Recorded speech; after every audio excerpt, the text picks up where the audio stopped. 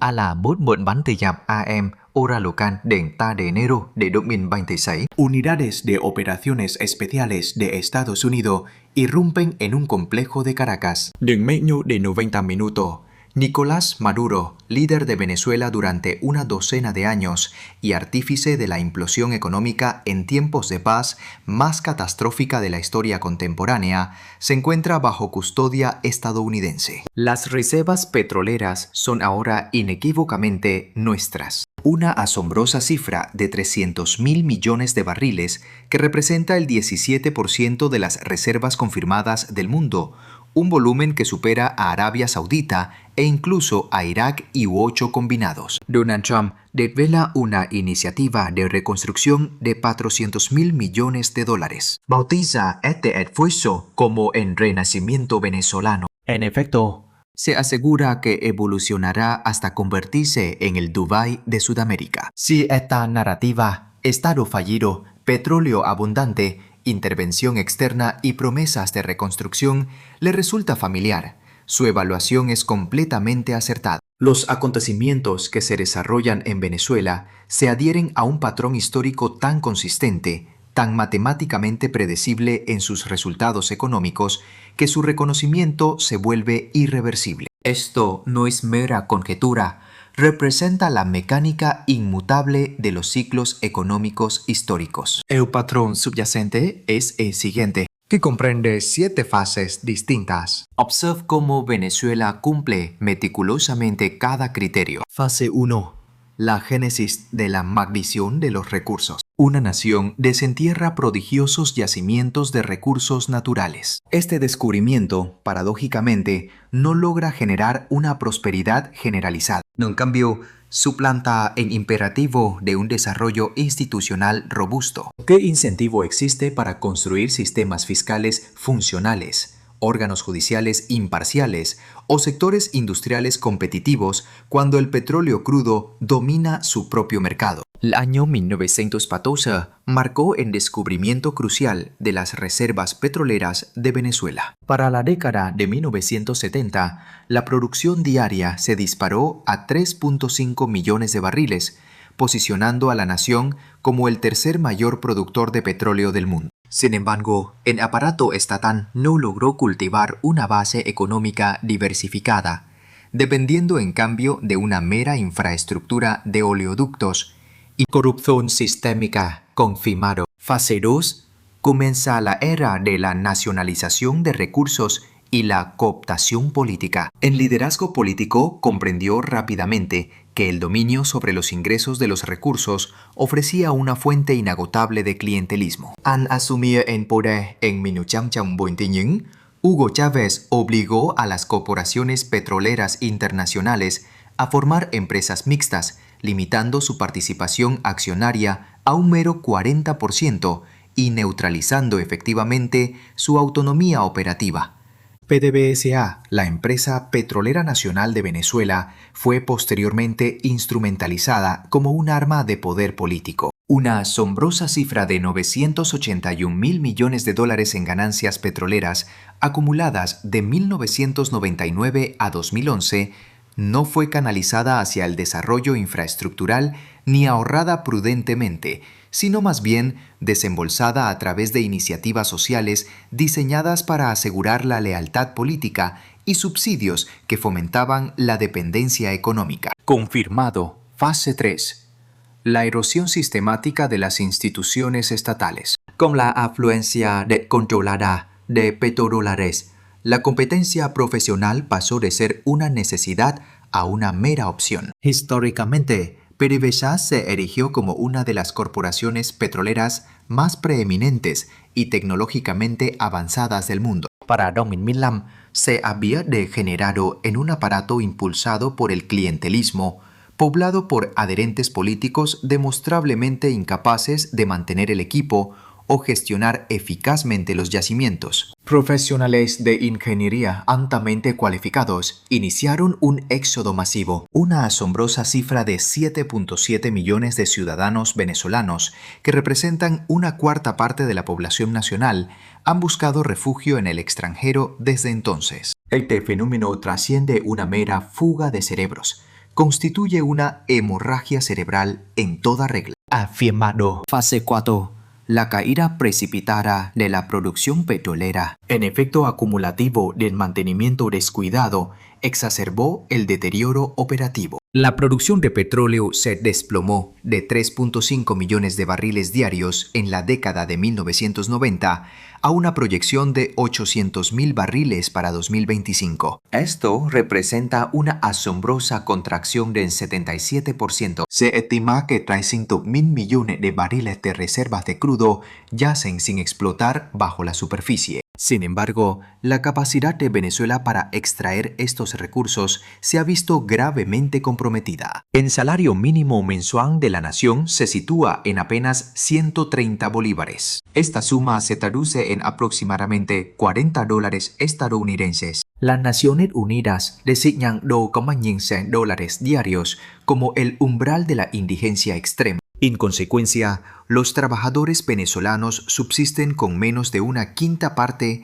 de esa línea de pobreza internacional. Verificado fase 5 en impago soberano y la ineludible espiral de deuda. Para 2016, los pasivos externos de Venezuela se habían disparado a $149.300 millones. Esta cifra representaba 5.6 veces los ingresos anuales por exportaciones de la nación. Los impagos inevitables se materializaron en 2017 con pagos de intereses pendientes que, por sí solos, alcanzaron los $31.000 millones. Las obligaciones financieras agregadas, que abarcaban compromisos bilaterales con China y Rusia, préstamos multilaterales de instituciones como el Banco Mundial e instrumentos de bonos no atendidos, escalaron a $200.000 millones. La relación deuda-PIB de la nación se disparó a un insostenible 200%. Esto implica que el Estado estaba endeudado en $2 por cada dólar de su producción económica anual. Confirmado. Fase 6.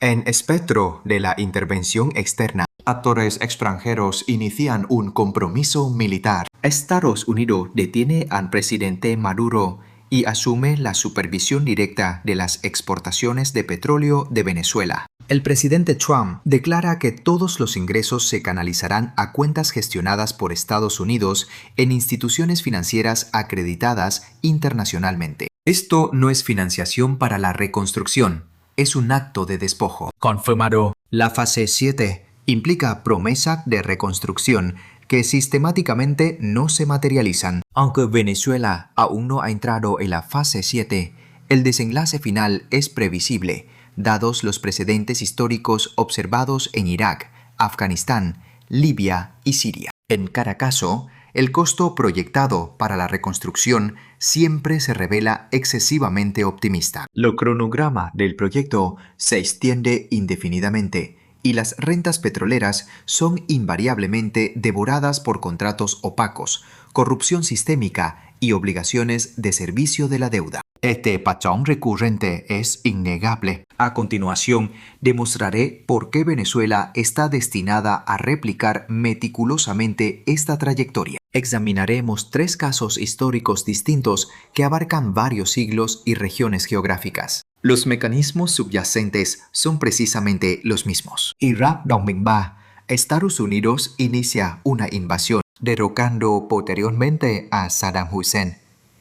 Irak posee 140.000 millones de barriles en reservas probadas de petróleo, un volumen superado solo por Arabia Saudita durante ese periodo. Paul Bremer declara que los recursos petrolíferos de Irak serán utilizados para financiar sus esfuerzos de reconstrucción, abarcando infraestructura como electricidad, agua, vías de comunicación y centros educativos, junto con el establecimiento de la democracia y la prosperidad económica. La estimación inicial de costos se situaba en $50.000 millones. Sin embargo, para 2012, los gastos reales habían superado los $200.000 millones. Más de millones en capital estadounidense para la reconstrucción únicamente. La producción de crudo actual, más de 2 décadas después, aún no ha logrado de forma fiable superar sus niveles de referencia previos al conflicto. La producción de Irak se sitúa en aproximadamente 4 millones de barriles diarios. Esta cifra es equivalente a su volumen de producción de 2002. el esfuerzo de reconstrucción iraquí fracasó no por falta de capital, sino más bien porque no se pueden restablecer estructuras fundamentales en un vacío de seguridad generalizado, en ausencia de cualquier gobernanza legítima, donde cada dólar se convirtió en un imán explotadores oportunistas. La experiencia afgana De 2001 a 2021, una dotación de recursos distinta, minerales, no petróleo, pero un paradigma operativo idéntico. Estados Unidos interviene tras el 11S. Se compromete a la reconstrucción nacional del país. Se asignaron más de 145.000 millones de dólares los esfuerzos de reconstrucción. La administración afgana no logró asegurar una soberanía territorial efectiva más allá de la capital, Kabul. En consecuencia, los acuerdos de reconstrucción dirigió flujos de capital a una red de subcontratistas, entidades que luego remitieron pagos ilícitos, una forma de renta de protección directamente a facciones insurgentes. Agosto de 2021 marcó la retirada de Estados Unidos. Esta coyuntura crítica presenció cómo el aparato estatal afgano sufrió un colapso precipitado en un asombroso lapso de 11 días. Cada marco institucional erigido meticulosamente durante 2 décadas se disipa en la obsolescencia. Reconstituir un Estado se convierte en un desafío insuperable cuando carece fundamentalmente de una memoria institucional fundacional, un aparato de seguridad unificado, un monopolio legítimo de la fuerza y cualquier capacidad fiscal viable. Libia 2011.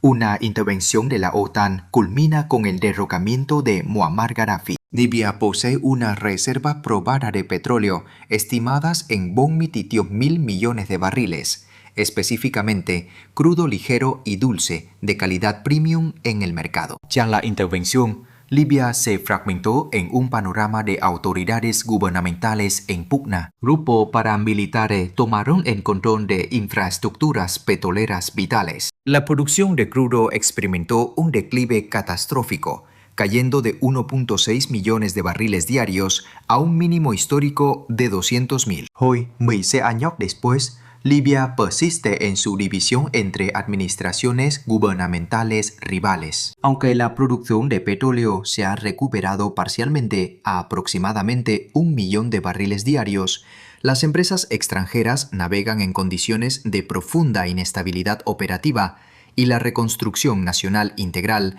permanece indefinidamente estancada. El patrón histórico se reitera: intervención externa, la promesa de dividendos de recursos, un vacío institucional subsiguiente y el inevitable fracaso de la reconstrucción estatal. Ahora pasamos a aplicar este marco analítico a la situación contemporánea en Venezuela. Venezuela trasciende el ámbito de un mero estudio de caso hipotético. Su actual trayectoria económica y política ya la posiciona firmemente dentro de las etapas 4 a 6 de este marco establecido. Analicemos las dinámicas operativas que se despliegan en enero de 2026, un momento decisivo para la supervivencia económica. El vacío de seguridad emergente, antesala de una inestabilidad sistémica. El régimen de Maduro ha colapsado. Surge la pregunta crucial: ¿quién comanda ahora el estado fracturado de Venezuela? El Ejército Nacional evidentemente no ejerce control. Su integridad institucional ha sido sistemáticamente socavada por la corrupción endémica y una politización omnipresente. Tampoco lo hacen las fuerzas policiales nacionales. Su eficacia operativa está comprometida por meses de salarios impagos, una falla económica crucial. La autoridad efectiva reside ahora en los colectivos, organizaciones paramilitares históricamente entrenadas por grupos guerrilleros colombianos, las FARC y el ELN. Estas entidades están lejos de ser milicias aficionadas armadas con pistolas rudimentarias. Sus capacidades operativas son el resultado directo de un entrenamiento militar profesional. Expertos en tácticas de combate avanzadas, estos grupos ejercen control sobre barrios urbanos e imponen sistemáticamente directrices políticas. Constituyen, de hecho, la autoridad de gobierno de facto en territorios donde el aparato estatal formal ha dejado de funcionar eficazmente. Históricamente, la administración Trump designó formalmente al Cartel de los Soles, una red clandestina de altos funcionarios militares profundamente implicados en operaciones de narcotráfico, como una organización terrorista extranjera. En noviembre de 2025, una reclasificación financiera y de seguridad crítica. El aparato de seguridad nacional de Venezuela está fundamentalmente entrelazado con la empresa criminal generalizada, una vulnerabilidad económica sistémica. La presidenta interina Delcy Rodríguez afronta una coyuntura crucial, un dilema irresoluble. Desarmar a la miríada de colectivos armados conlleva el riesgo de desencadenar un conflicto civil a gran escala. No obstante, la gobernabilidad efectiva resulta inalcanzable. Mientras estas facciones subsistan, la reconstrucción económica, un requisito indispensable para la estabilidad, exige seguridad. Esta seguridad, por su parte, hace imperativo el desarme de estos grupos.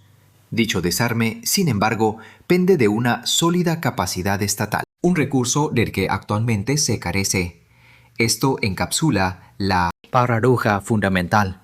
Un Estado operativo es imprescindible para la reconstrucción misma de las instituciones del Estado. La solución falaz del sector petrolero. Se reportan 300.000 millones de barriles en reservas. Esta cifra se antoja extraordinaria. Permítanme desentrañar sus auténticas implicaciones económicas. Un asombroso 75% del petróleo venezolano se compone de crudo extra pesado, una sustancia viscosa similar a la melaza, con un elevado contenido de azufre y un alto contenido de metales. Por consiguiente, su transporte por oleoductos sin un procesamiento previo exhaustivo.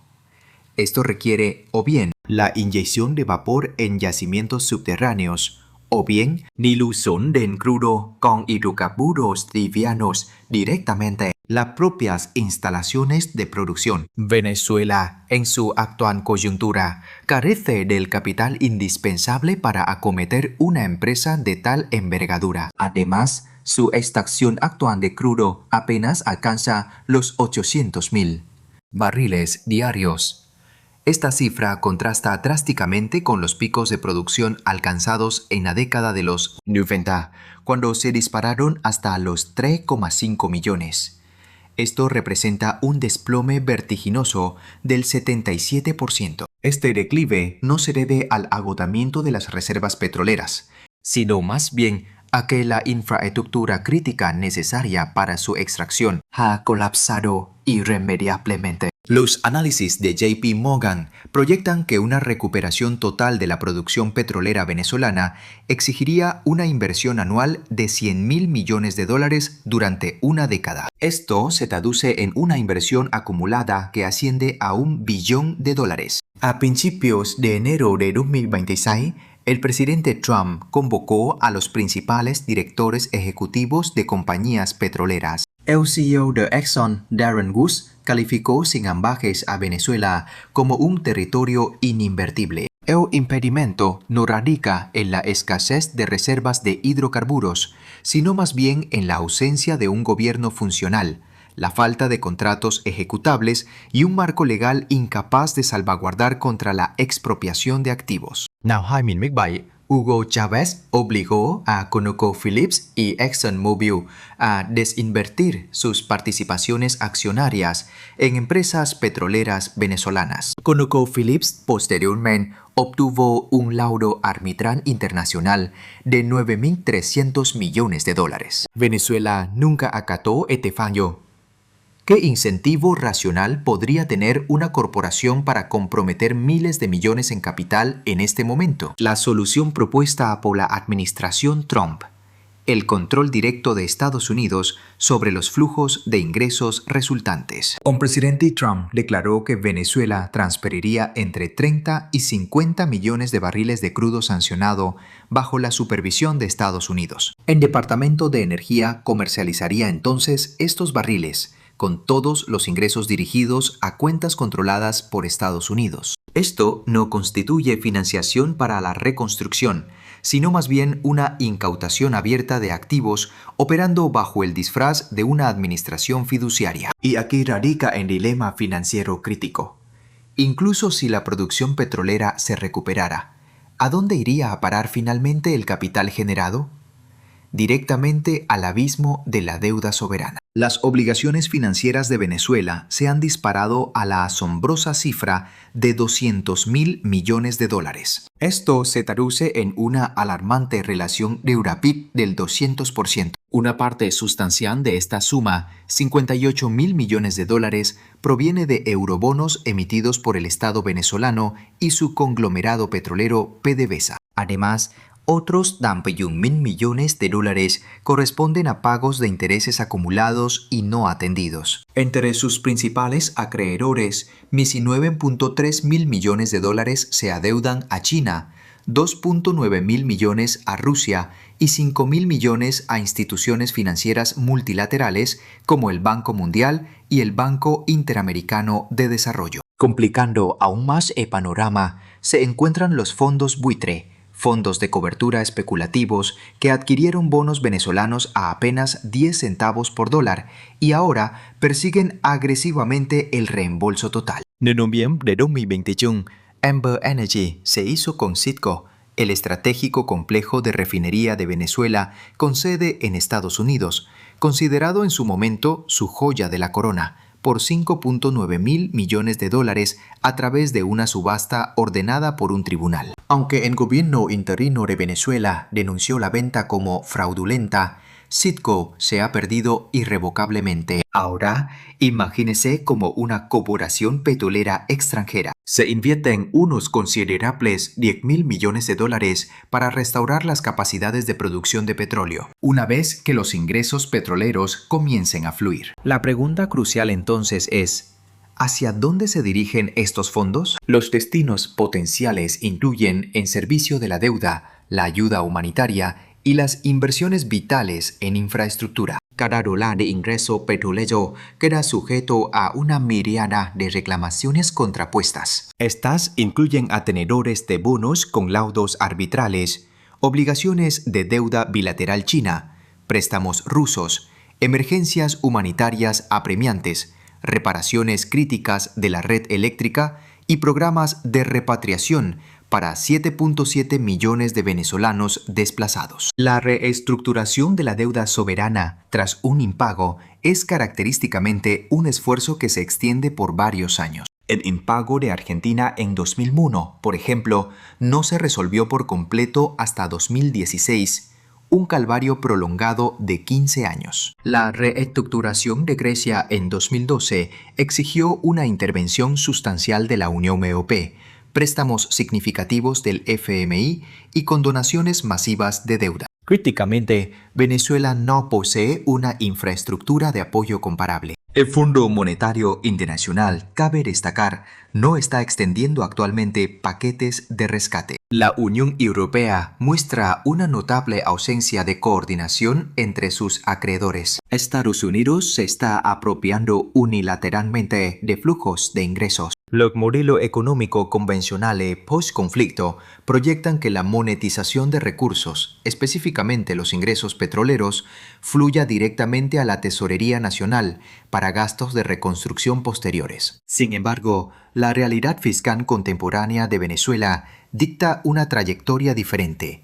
Los ingresos petroleros se canalizan a cuentas administradas por Estados Unidos, principalmente para el servicio de la deuda soberana, quedando solo fondos residuales si los hay. Si las obligaciones de la deuda soberana absorben por completo todos los ingresos petroleros, surge la pregunta crítica: ¿Qué mecanismos fiscales sustentarán los esfuerzos de reconstrucción nacional? La ilusión de una reversión demográfica masiva. Un asombroso número de 7,7 millones de ciudadanos venezolanos han emprendido una migración hacia el exterior. Esto representa una cuarta parte de la población del país, ahora dispersa por Colombia, 2,8 millones, Perú, España y ampliamente por toda América Latina y otros destinos globales. Funcionarios de la administración Trump citaban con frecuencia al modelo israelí como precedente político. Israel emplea incentivos fiscales específicos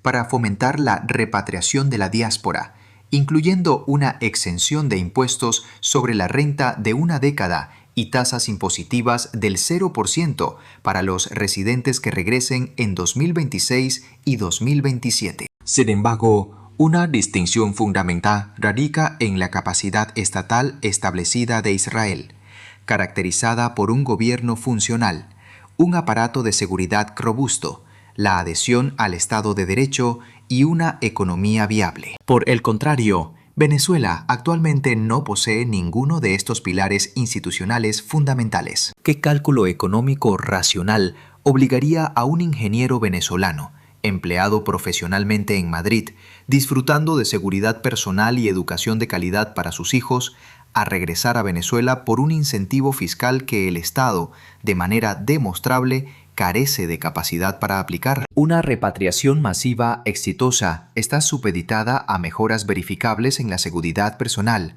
las oportunidades de empleo, los servicios públicos esenciales y la estabilidad macroeconómica de la moneda. Actualmente, ninguna de estas condiciones previas críticas se cumple.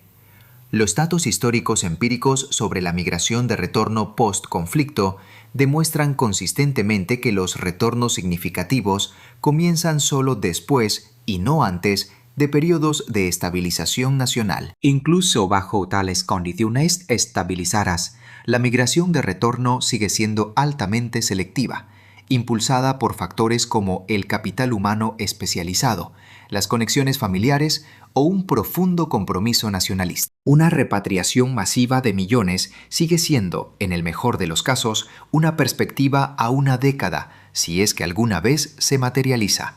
Este desafío demográfico se agrava por una catástrofe de infraestructura en desarrollo. La seguridad energética nacional de Venezuela depende críticamente de una única instalación hidroeléctrica, la presa de Guri, que suministra el 80% de la energía eléctrica del país. Construida en la década de 1960, su capacidad de diseño original fue calibrada para una población significativamente menor y ha sufrido de un mantenimiento crónico deficiente durante varias décadas. Agosto de 2024 fue testigo de dos fallas sistémicas en la red eléctrica. El incidente inicial afectó a 12 estados, mientras que el evento posterior sumió a más de 20 estados en la oscuridad, dejando a Caracas sin electricidad durante 12 horas y a las regiones occidentales durante 20 horas. La ausencia total de suministro eléctrico, un mal crónico, paraliza los servicios esenciales, la purificación del agua se detiene, la refrigeración claudica y las redes de comunicación se desmoronan. Una investigación histórica independiente desvela que una organización no gubernamental, atenta al pulso del malestar social en Venezuela, documentó 416 manifestaciones públicas, todas ellas originadas por los recurrentes apagones tan solo en el año 2023. Reflexionemos sobre la quimera de atraer capital extranjero.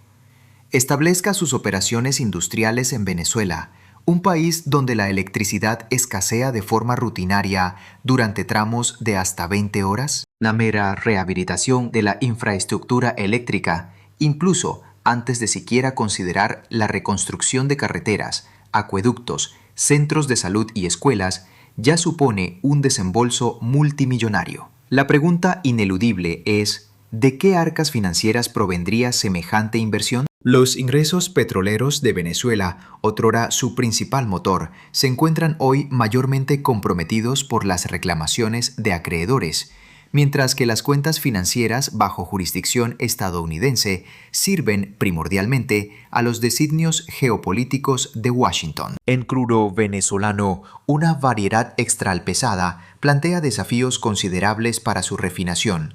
Su alto contenido de azufre y elevadas concentraciones de metales exigen un gasto energético desproporcionado para su extracción, un lastre histórico para su procesamiento. La Agencia Internacional de Energía ha documentado que las emisiones de metano provenientes de las operaciones petroleras venezolanas superan el promedio global en un factor de 6, y la intensidad de la quema de gas flaring es 10 veces superior a los estándares internacionales, un testimonio de prácticas insostenibles. El lago de Maracaibo, testigo mudo de un siglo de perforación intensiva, se alza hoy como uno de los ecosistemas más gravemente contaminados por hidrocarburos del planeta, con casi 200 derrames registrados tan solo entre 2016 y 2021, una cicatriz imborrable en su historia. Estas cifras, cabe destacar, solo reflejan los incidentes oficialmente documentados,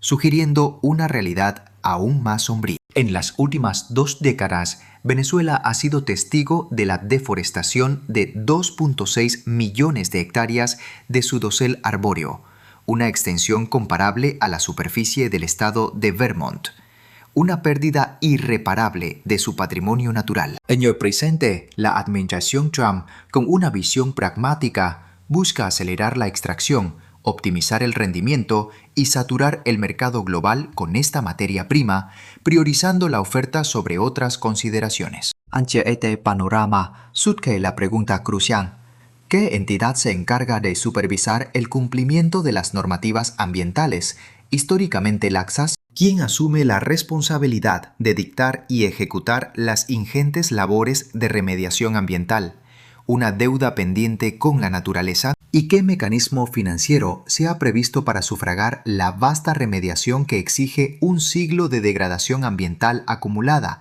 un pasivo ecológico de proporciones históricas? La cruda realidad, un eco de la historia, es que no existe una parte responsable claramente definida. Se dibuja así una trayectoria histórica recurrente: explotación agresiva de los recursos, seguida de un vacío institucional crónico, que culmina invariablemente en una destrucción ecológica generalizada. Al exponer este análisis, una objeción recurrente que se esgrime es la afirmación: las circunstancias actuales son sin precedentes, únicas. Su argumento, con frecuencia, se ancla en las valoraciones actuales del mercado del crudo, un factor históricamente volátil. Se postula que los precios elevados del petróleo, en un ciclo ya conocido, generarán mayores recursos fiscales para las iniciativas de reconstrucción nacional, una esperanza que la historia ha matizado. Otro punto de referencia habitual, a menudo invocado, son los avances en las capacidades tecnológicas,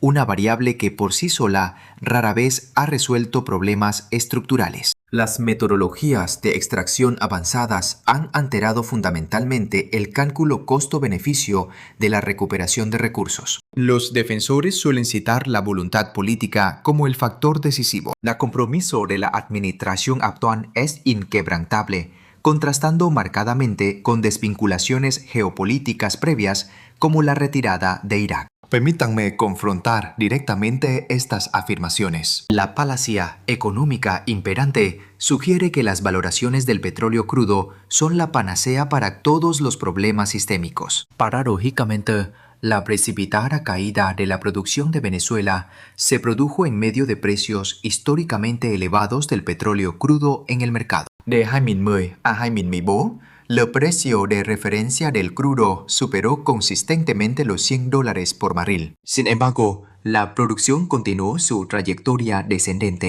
La razón fundamental: los precios elevados de las materias primas no pueden rectificar una infraestructura dilapidada, una incompetencia gerencial generalizada o una profunda decadencia institucional. Un barril de crudo, incluso a $80, no tiene valor intrínseco si la cadena logística y operativa, extracción, transporte y refinación está comprometida. Los avances tecnológicos indudablemente agilizan el proceso de extracción, Esto aplica principalmente para las reservas convencionales de hidrocarburos. El crudo extrapesado de Venezuela requiere procesos intensivos en energía como la inyección de vapor o una dilución significativa para su viabilidad. Estos desafíos no son meramente tecnológicos.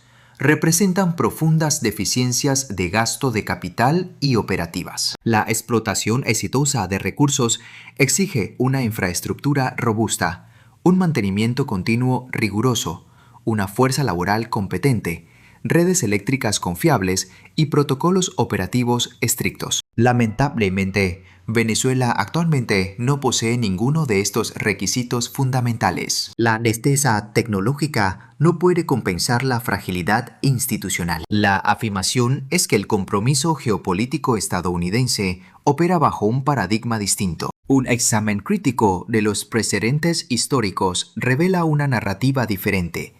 Irak, un compromiso de 2 décadas con un costo de $200.000 millones, sigue siendo profundamente inestable. Asimismo, Afganistán, después de 2 décadas y $145.000 millones invertidos, experimentó un rápido colapso sistémico en un periodo de 11 días. 15 años después de la intervención, Libia persiste en un estado de fragmentación política, con su gobernanza perpetuamente bifurcada por facciones rivales. Históricamente, Estados Unidos ha exhibido una profunda y consistente deficiencia en la compleja empresa de la construcción estatal. Esta deficiencia no se deriva de una ausencia de buenas intenciones estadounidenses, sino de la imposibilidad fundamental de dictar e imponer externamente estructuras institucionales viables. Los marcos institucionales auténticos cristalizan orgánicamente a partir de acuerdos políticos autóctonos,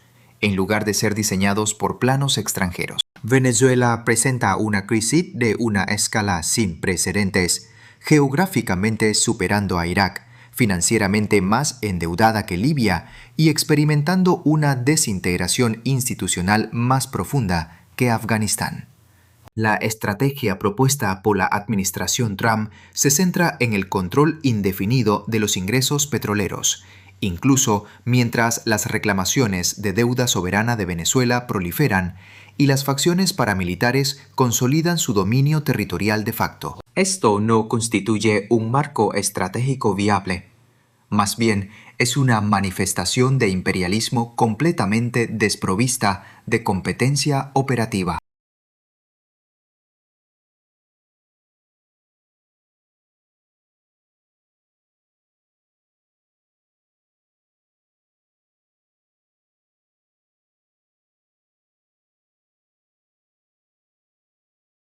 Considerando esta trayectoria histórica, ¿qué futuro se despliega? Delineamos 3 escenarios distintos, cada uno desprovisto de perspectivas positivas. Nuestro análisis comienza con el escenario 1, un periodo prolongado de estancamiento económico y social. Se inician los gastos iniciales de reconstrucción. La producción de petróleo podría experimentar un modesto aumento, alcanzando potencialmente 1.2 millones de barriles diarios en un plazo de 3 años. La carga de servicio de la deuda consume desproporcionadamente los ingresos generados por la nación. Cualquier avance en infraestructura crítica resulta ser meramente marginal. La situación de seguridad imperante sigue siendo intrínsecamente precaria. Se cristaliza una estructura social distintiva de 2 niveles: expatriados petroleros extranjeros y la élite venezolana recluida en complejos fortificados y autosuficientes, equipados con generación de energía privada. Por el contrario, la población en general permanece sumida en un estado perpetuo de crisis socioeconómica. La sustancial diáspora venezolana, que asciende a 7.7 millones, persiste en gran medida en el exilio. Si bien un grupo limitado de profesionales cualificados podría regresar para ocupar puestos de alta remuneración en el sector petrolero, un esfuerzo integral de repatriación nacional no logra materializarse. Venezuela se convierte efectivamente en un tutelado permanente de la intervención internacional, manteniendo una fachada de soberanía mientras es administrada funcionalmente por potencias externas. Sorprendentemente, Esta sombría perspectiva constituye la proyección más optimista entre los escenarios disponibles. Escenario 2. La rápida aceleración del colapso sistémico. Los esfuerzos de reconstrucción post-conflicto demuestran un rendimiento inferior a las proyecciones iniciales. Simultáneamente, facciones políticas rivales disputan agresivamente la legitimidad del gobierno provisional. Grupos armados irregulares, los colectivos, se niegan rotundamente a la desmovilización. El clima de violencia generalizado se intensifica drásticamente. Las empresas energéticas multinacionales ejecutan una retirada generalizada. En consecuencia, la producción de petróleo crudo o bien se estanca o experimenta un declive acelerado. Las obligaciones de deuda soberana de la nación permanecen en impago perpetuo. Concomitantemente, la migración externa de ciudadanos venezolanos se intensifica. La población nacional se contrae por debajo del umbral de los 20 millones.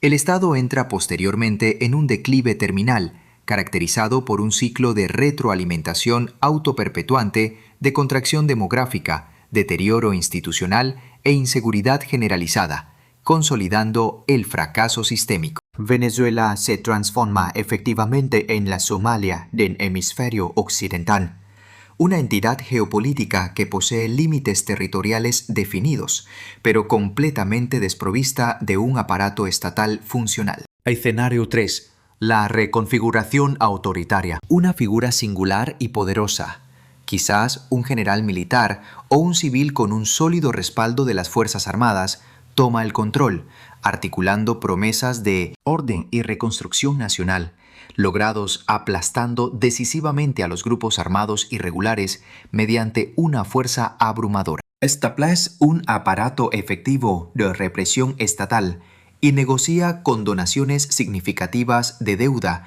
aprovechando la amenaza creíble de impago soberano perpetuo. Concomitantemente, la producción de hidrocarburos experimenta un repunte bajo gestión militar directa. Venezuela evoluciona hacia un régimen autoritario de facto, estratégicamente alineado con los intereses geopolíticos de Estados Unidos y logrando una cierta funcionalidad económica, pero políticamente no libre.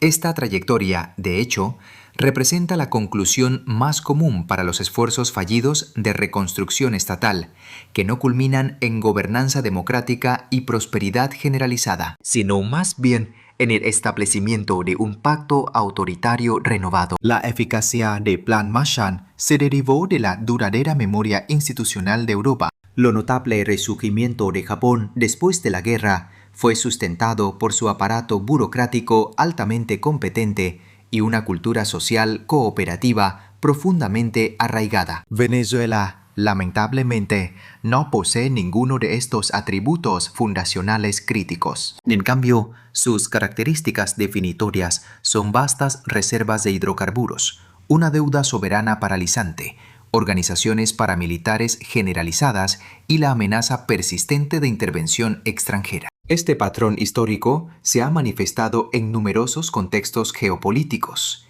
Está a punto de repetirse una vez más. 11 de enero de 2026, fecha de la captura de Maduro, marcó el inicio de una cuenta regresiva financiera de vital importancia. La administración Trump dispone de una ventana estratégica de a lo sumo entre 18 y 24 meses antes de que el ímpetu de la reconstrucción se desvanezca irremediablemente.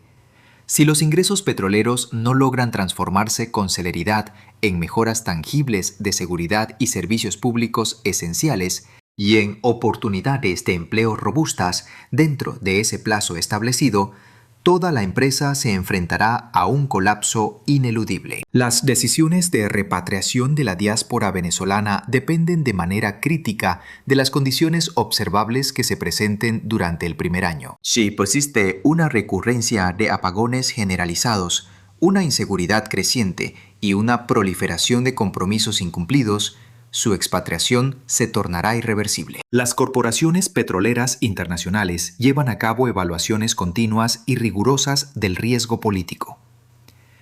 El clima de inversión de Venezuela persiste como prohibitivo hasta 2027 El capital de inversión se desviará inevitablemente hacia mercados globales alternativos. Mercados competidores como Nigeria, Guyana y el shale estadounidense absorberán este capital.